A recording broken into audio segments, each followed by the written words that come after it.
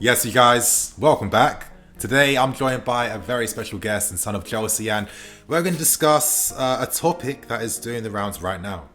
Now, I'm sure you guys know who we're linked with in the summer for the striker position: Haaland, Lukaku, and we're going to discuss who we feel should be the number one target the club focus on and where this could potentially leave Timo Werner too. So I hope you guys do enjoy. Remember to smash that like button, get involved in the comments, because this is a debate and topic for all of us to get involved in and really share our thoughts and ideas. And without wasting any more time, yes, son of Chelsea, how you doing today, man? Well, good, man. Yeah, it's an interesting point to discuss, especially in terms of the summer. It seems like Chelsea are going to be spending big on some players again, and I think this is an area that is of intrigue to me, I think, as we go into the summer. Yeah, for real. Daddy Roman, he wants to spend big on a striker, and I guess just to kick things off straight away, Haaland, Lukaku, in your opinion, who would you prefer to sign out of the two? That's a difficult question because I think either signing would be incredible. I don't really have a preference, I have to be honest, because I think that both have the potential to give you something that Chelsea have lacked for a number of years. I would say, and this is probably the unpopular view, I think Lukaku for me. I'm just leaning towards Lukaku. Because I think it may be a more realistic move to get done. And I also just think he's such a ready-made forward. I have such confidence that Lukaku would come back to the Premier League and just hit the ground running. I don't think there'd be much adaptation to his game. I don't think there'd be any concern over him learning the Premier League like maybe Haaland would have to. And I think he's got all the attributes there to be an incredible striker.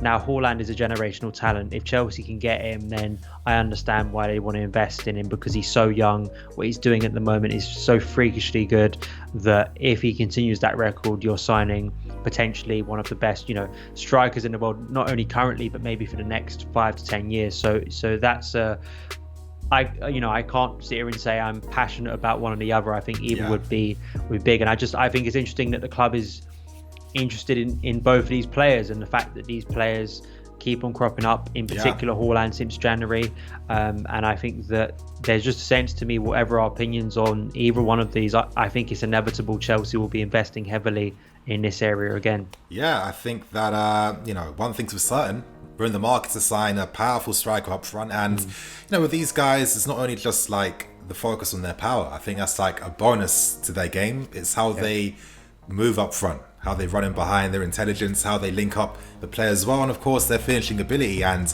having like their superhuman strength in a sense, because these are like some of the strongest guys in world football for me right now. It's interesting to see that is the direction that the club obviously want to head into. I don't know, maybe if Tammy Abraham didn't want to wait for him to fill up, or maybe I just don't think Tammy's that type of profile of striker that is going to really have that natural like heftiness and like that gravitas that Lukaku and Haaland have. But I don't know how you feel about this, man, but I really feel like there's so many strong parallels between both like Haaland and Lukaku. Like some people might say that Haaland is like a white Lukaku and Lukaku is like a black Haaland, and a part of me feels like, let's say Lukaku decided, you know what, I'm leaving Anderlecht. Remember that he played when he was like 16 too, the same as Haaland back in Norway. Instead of going straight to a massive club, I'm gonna make the stepping stone move to like a Dortmund first, to like boost my numbers, boost that comfortability, and to be ready for the next level. And it's no surprise to me why Haaland, his team, they really focus on moving at the right time, finding the right club, not necessarily because they have like a personal affinity towards it, but because they feel that'll be the best for his progression and his development. And I feel like they are like the same profile of striker. So okay, it seems like money is going to be no issue this summer. Do you feel like the club should still focus their efforts and attentions on Haaland, or should we be realistic, not waste our time, and as you were saying earlier, go for that ready-made player right now? Because reports are saying that next season the club, the hierarchy, they want us to win the league. And if you want to win the league, surely, as you were saying, you have to go for a more experienced striker. Lukaku feels like Diego type signing to me. I feel that the thing is with Haaland, right, is there's that belief that he could be a longer term signing, a longer term investment like a Kai Havertz. But I think the constant use of the word titles by Tuchel, probably his most used word so far as Chelsea's head coach, I think lets you in on what's expected of him next season. Yeah. And I think that you want guaranteed goals. This team needs a clinical edge.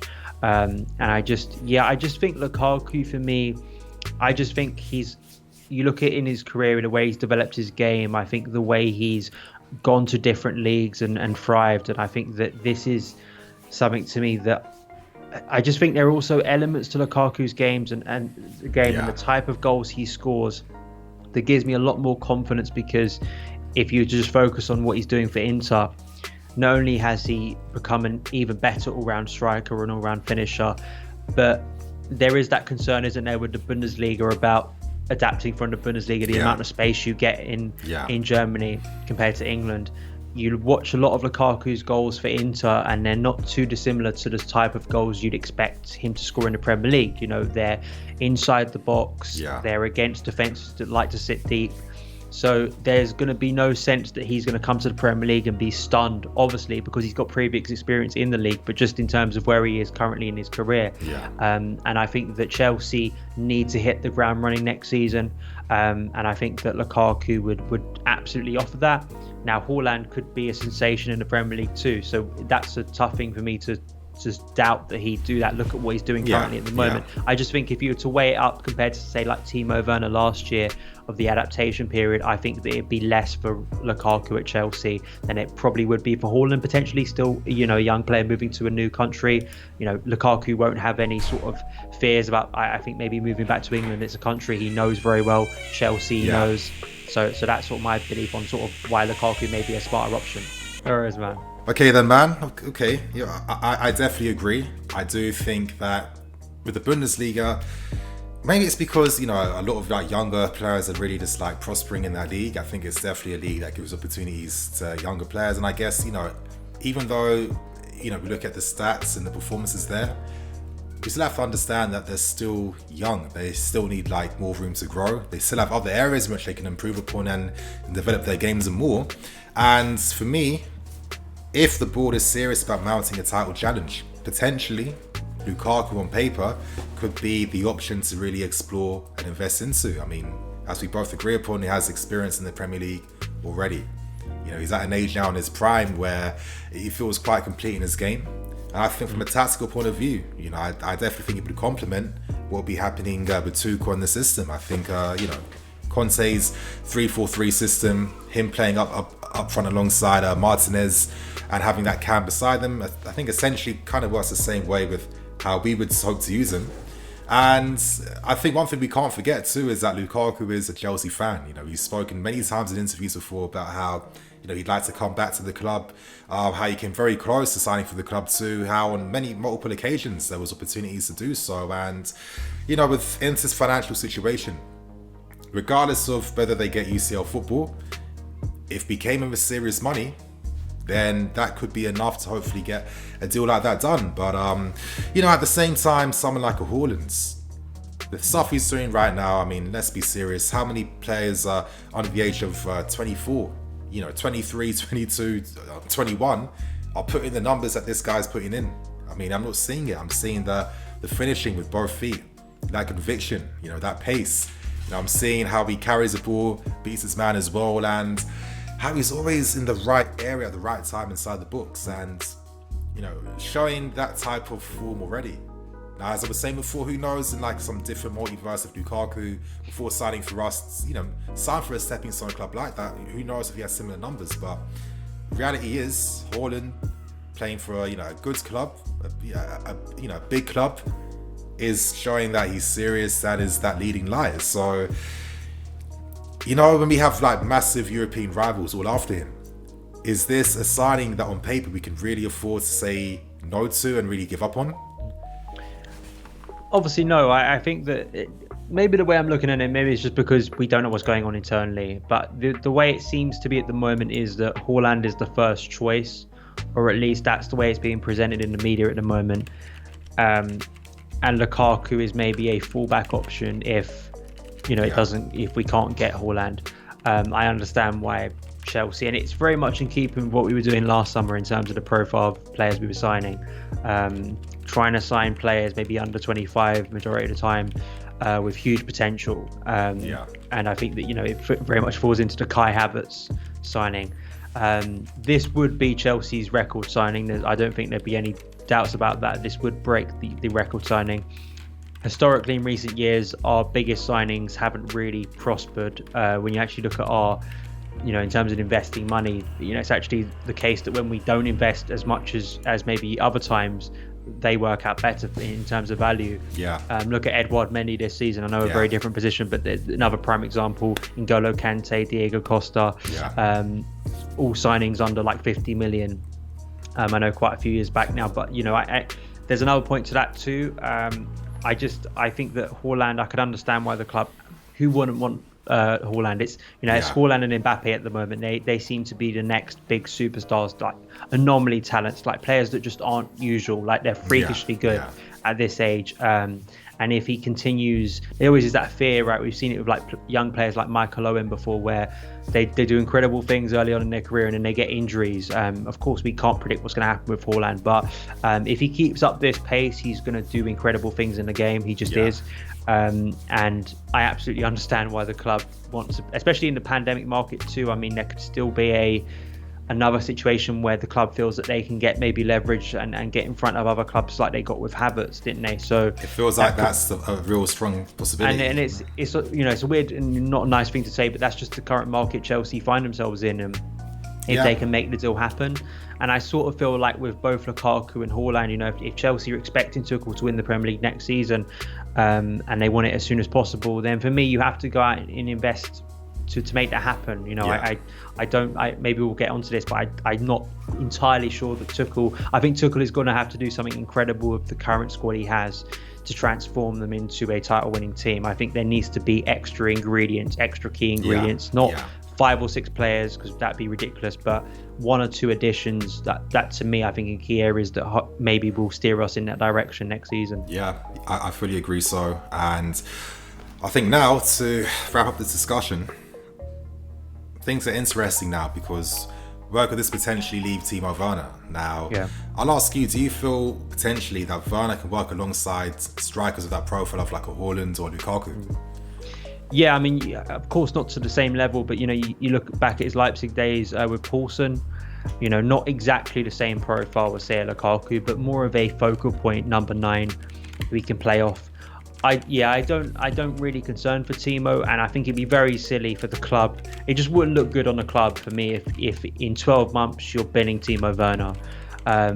Why did you spend that much? I think people easily forgotten how much that deal meant and how high profile it was last summer when we found out that Chelsea were going to sign Timo Werner. I think that it's a case with a few of these players at the moment where they've clearly got talent there. If they can fulfill that in the Premier League, if we can be a little bit more patient with some of these players, I think it could be incredible. Timo Werner, pretty much all of his time so far under Thomas Tuchel, and predominantly most of his time under Frank Lampard, was not spent as a number 9, either as on the left of a front 3, a left wing position, or now as sort of a left number 10, if you want to call it that, a little bit close to where he was at Leipzig. So I kind of have no concern with Timo Werner on that front. I think that he'll find his way into this team. And I think that's where he'd play. I don't really think he'd be competing with a number 9. I actually think you'd look more towards Tammy Abraham and Olivier Giroud as sort of those 2 players, in particular Tammy at the moment, for more concern, I'd think. Yeah, I think I definitely hear that, but a part of me still does kind of feel like at times, we've seen how Lampard's tries to utilise Werner. We've seen how Tuchel has as well. And, I definitely think it works. So we'll need more time to fully see it prosper.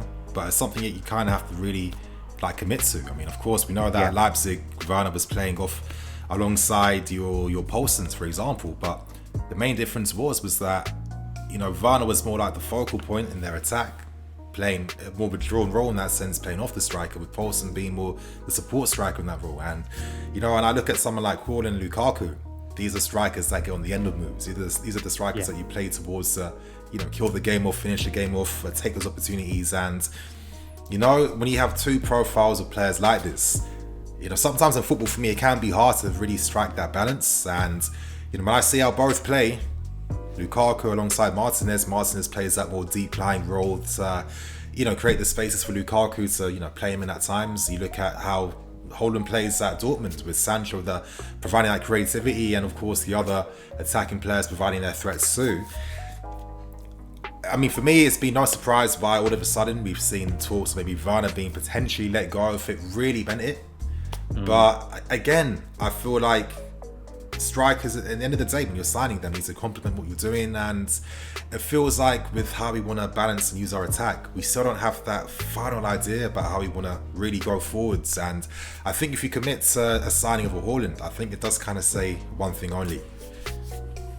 Yeah, it does, but as well, you got to think about Timo. We don't really play to his strengths as a team, and that's sort of been the case. That's been the struggle over the season, and the few times we have played to his strengths, you've seen the quality of the player. I mean, recently against Atletico Madrid, when we played more of a counter-attacking game, he was absolutely deadly that night. We were finally playing into his strengths. And unfortunately, he's currently in a team, not only in terms of where Chelsea sit in the Premier League, of a lot of teams will come to the bridge and will predominantly sit in a low block, but also just the way Tuchel wants us to play, short passing, a lot of possession, a lot of control of the game, where it's about rotations in, say, that front three. It's not really about exploiting space on the counter or on transition as much as it, when the counter press is about winning back possession and then sort of filtering it through midfield and trying to get it out wide. I mean, that's not really Timo Werner's game. So, and I do want to say that and it's obviously not the discussion, but I do think that maybe a midfielder who could play a ball quicker, direct to Timo next season could be the way to utilize him a lot more, because we're not really seeing that at the moment. So on the other side to that, I think that it's not all about just the striker for me. I think there's a glaring hole in the middle of the pitch too that I think maybe could unlock the attack a little bit more. It's a team, isn't it? It's all filters through, and it's not just, you can't just put one position into a vacuum and say this is just gonna, it all needs to work very well. So and it's the case of club versus coach targets. Now, I'm not sitting here and saying that Tuchel wouldn't want either Haaland or Lukaku. That he currently, the way he's operating, playing Kai as a false nine, Olivier Giroud looks really out of place in this team at the moment because it's not reliant on a focal point. If we were to sign Haaland or Lukaku, in particular Lukaku, I think Tuchel would have to change his system a little bit to really go into that and really push a lot of the attack in through Lukaku and Haaland, which would be incredible. But I think the idea that there would be no need for alteration with the current team, I think is a little bit silly. Exactly. I think I 100% agree. There'll have to be some type of alteration in the team, and the only way I could see that working would be if it became like a 3-4-1-2 team, or became like a 2-striker team as well, where you need to have that creative guy behind. So could that bring more life into Z? That could, but at the same time, that then reduces space for the other attacking players you have, like your Pulisic, your Hummels, your Hudsons, your Z's, your Kais, and in the long term, in my opinion, down that left hand side, I really feel like your Pulisic for sure. I mean, we've seen his form during this international break, and Hudson-Odoi, who still has a long way to go and has a lot more to show and offer. They could be outstanding closely down the left hand side alongside that striker that you're signing to get you 25 goals plus, because that's the reality of it. So, you know what, man, to end this discussion, who are you signing just definitively? Who should we focus on in the striker position? And if you had to sacrifice one attacking player very quickly, who would that be? Sacrifice one attacking player. Is it cheating to say Olivier Giroud? Because that's very obvious. I mean, I think that Giroud... You know what? Sorry, man. It's going to be a lot more difficult than that. Giroud's great regardless. So So if I was to say one of the other players... I don't think either Timo or Kai are being sacrificed just based on the amount of money I think the club spent. I look towards someone like Christian Pulisic. I look even towards someone, once again, like Callum Hudson-Odoi. Even Ziyech, potentially, given his age and the club not investing that much on him. He was one of the lowest we spent in terms of attacking, out of that attacking free we bought last summer. So maybe one of those. I mean, Chelsea's so unpredictable. This season has proved it. So I don't really want to rule out any player at the moment. But I'd say one of those players, I think would be one of us to go. In terms of who I'd sign, I just think the narrative of Lukaku returning to Chelsea, I just think is too good to pass up. And I think that he fills me with so much confidence that I think he'd be so raring to go. And I just think narratively, the idea, 7 years ago, basically he was told, you're not the first choice option. We've got Diego Costa. He's gone to Man United, he's gone to Everton, he's now at Inter, he's flourishing under Conte. And I just think it almost be a guaranteed bet for me that Lukaku would come in, and I just think he'd propel our attack to a new level. If we can play in, it all comes down to, once again, can we get these players in their strengths, and really play into their strengths a lot more. But I'd go Lukaku because I also think it may just be the more realistic option this summer. Okay, and I feel like I might have to share your sentiments as well. Maybe a part of me feels like, can I really believe the hype right now that, we can go in for Haaland, sign him and splash all that money? I say, of course, with how things are going right now, it's a big possibility. And part of me feels like there's no way he's going for that amount of money. I don't think Dortmund will get UCL football. And if that's the case, like it was with Kai, with Leverkusen, and the value's dropping all the way down then. So I'm not going to resist Haaland. I'm not sitting here saying that, if we can get him, amazing. If we can get Lukaku, amazing. It's like arguing between like trying to get like a Bugatti or like a Lamborghini or something. You know what I mean? Like once you're targeting like models in that class, then you're just good to go regardless. But part of me does feel like Lukaku could be more of a easier one to pull off, and for that reason I'm gonna steer towards him, and that gives us more money to flex in other positions if we need to. If people think just signing a striker sorts the team out, you're definitely mistaken. We can really fine-tune the entire team to be ready for the next 4 years going for trophies. So there you guys have it. Lukaku for me, and then probably a player I sacrifice. I'm looking at the left-hand side, and it's either going to be like a Puli or like a Werner, and to be honest, I think that Pulisic has a lot more to show and shine. We've seen the goals he can score too, and I feel like as he grows, he can really become levels, to be honest. But a part of me does worry about his injury history, but at the same time, I look at Timo Werner and I feel like you have to cater too many things around him. And when you're signing a striker to just be that guy up front more vocally, then I don't know if you'll get the very best out of them together. So listen, if Werner was sold to make way, I'd understand it, and that's going to be my answer. And you guys in the comments below, make sure you leave your answers. How do you feel in this debate? Do you feel like we're seeing things completely wrong? Like, of course, Werner, new striker, Kai, that's the front three, let's go. Or do you feel like you'd understand if sacrifices had to be made? Get involved, give your discussions and opinions. And on that note, I'm EFC, this is Blue Lions TV. I'll catch you guys later with some more videos. Peace.